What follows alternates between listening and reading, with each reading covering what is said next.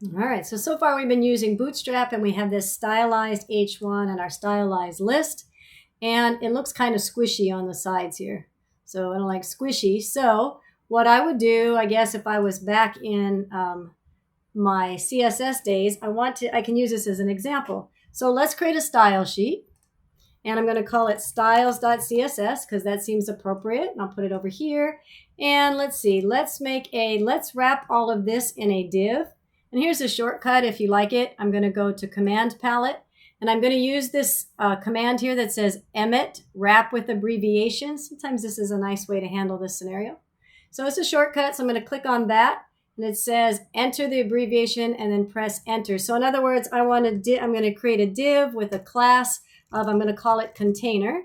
And you can see that it's highlighting it here. I can see a div, and so it creates and surrounds and wraps that content I had highlighted with this class container. So I'm going to hit enter.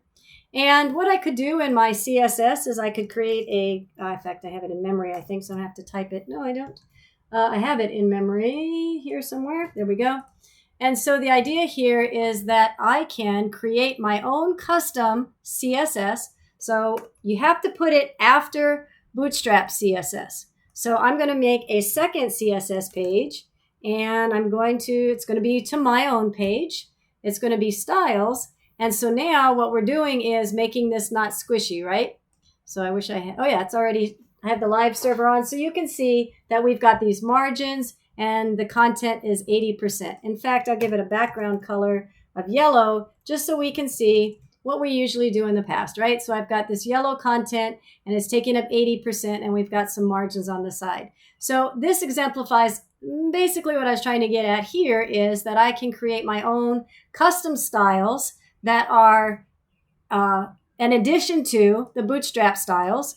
I always have to make sure that my style sheet is after Bootstraps. Now, a very important rule is that we never alter the Bootstrap file. We leave it alone. We can always override it or add to it, but we always want to leave it alone. And the idea is consistency, that as you get comfortable with Bootstrap class names, you will recognize them. And so if you're working with a team, something that you recognize, like, for example, the word container, let's say. Once we understand what a Bootstrap container does, then whenever we see that from our teammate, we'll know, oh, I know what that class means. As opposed to if I had done something like separator, right? This is my word. You have to go look up what separator does. So by utilizing a agreed upon standardized style sheet, we have styles that we already know what they are because we recognize those class names. So we never alter a Bootstrap CSS. We can override or add our own styles after the Bootstrap CSS. So order matters here.